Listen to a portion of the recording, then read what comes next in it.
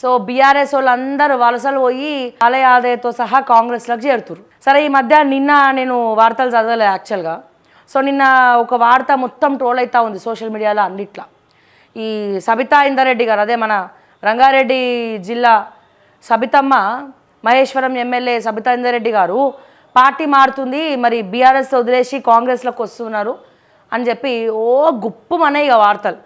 Already కాంగ్రెస్లో అవమానం జరిగే వాళ్ళకి తండ్రి పోతే కొడుకు, కొడుకు పోతే తండ్రికి అందరికీ టికెట్లు ఇస్తారు, మాకు మాత్రం ఇస్తలేరు, ఇష్యూస్ వచ్చి లేకపోతే ఇంకేదో వచ్చే పార్టీ మారి కాంగ్రెస్లోకి వెళ్ళి బీఆర్ఎస్లోకి వచ్చారు.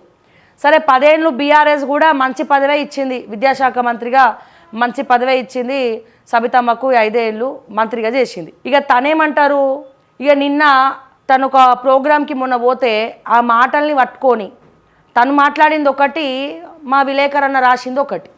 ఇక ఇష్టం వచ్చినట్టు ట్రోల్ స్టార్ట్ అయినాయి. ఇక సబితమ్మ కూడా పార్టీ మారుతుంది, సబితమ్మ కూడా కాంగ్రెస్లోకి వస్తుంది, తనేంది మంత్రి పదవి అడుగుతుంది, మంత్రి అవుతుంది, హోంమంత్రి ఆఫర్ చేసిండ్రట, మంత్రిని చేస్తారట, అందుకని రెడ్ కార్పెట్ వేసి పిలిచిర్రు అని చెప్పి.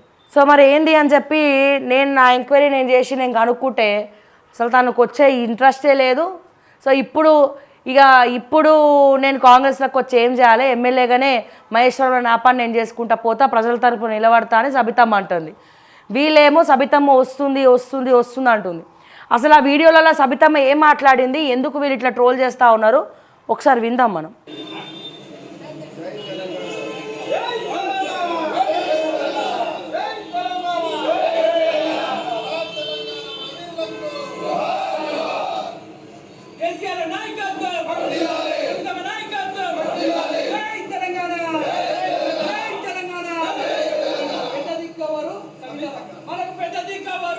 సో కాలయాదయ వెళ్ళిపోయిండు, అట్లనే సబితమ్మ కూడా వచ్చేస్తారు అని చెప్పి మాట్లాడుతున్నారు. అయితే నిన్న కొంతమంది సబితమ్మ అనుచరులు మా దృష్టికి తీసుకురావడం జరిగింది. అసలు తను పార్టీ మారే సమస్య లేదు, దయచేసి కావాలని ఫేక్ వార్తలు సృష్టిస్తూ ఉన్నారు.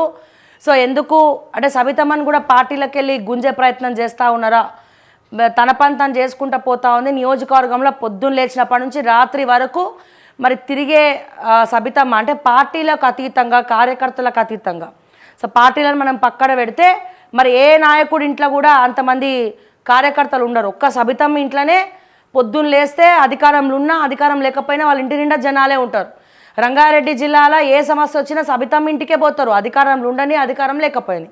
మరి ఇంతకు మించిన మంత్రి పదవి నాకేముంటుందని అంటున్నారు తను. ఇప్పుడు ఈ ఏజ్లో పార్టీ మారి ఏం చేస్తాము, ఎందుకు మారాలి, ఇక్కడ బాగానే ఉంది, సో ప్రతిపక్ష పాత్రలోనే ఉండి ప్రజల కోసం కొట్లాడతామని చెప్పి మాట్లాడుతూ ఉన్నారు. సో రకరకాల ట్రోల్స్ చేస్తూ ఉన్నారని చెప్పి కూడా కార్యకర్తలు మాట్లాడుతూ ఉన్నారు.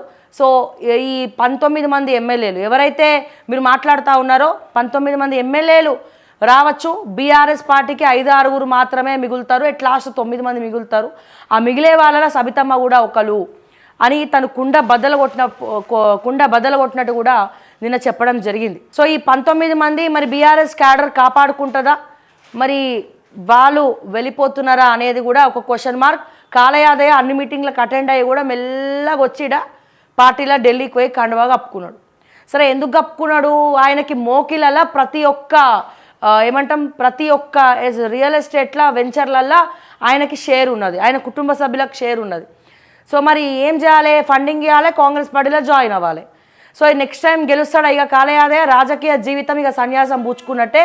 ఇక రాజకీయంగా కాలయాదయ వేస్ట్, ఇక దేనికి రాజకీయంగా అయితే ముందరికి రాడు, ఇక రాజకీయ భవిష్యత్తు చేతులారా చిదివేసుకున్నాడు. అండ్ అట్లనే వాళ్ళు వీలవుతున్నారు, వీళ్ళు వాళ్ళవుతున్నారు. వద్దురా నాయన అంటే మళ్ళీ వాళ్ళనే తీసుకొచ్చి కాంగ్రెస్లో కలుపుతా ఉన్నారు.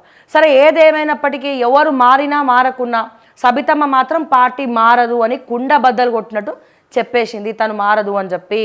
సో ఇది కూడా ఒకసారి క్రాస్ చెక్ చేసుకోవడం అని చెప్పి మరొకసారి తెలియజేస్తూ, సో ఎన్నో విషయాలు ఎన్నో అంశాలు మనం మాట్లాడుకున్నాం. సో మోతీలాల్ నాయక్ నిరుద్యోగులకు ఎప్పటికి కూడా ఓకే టీవీ మద్దతు సపోర్ట్ ప్రతిసారి ఉంటుంది.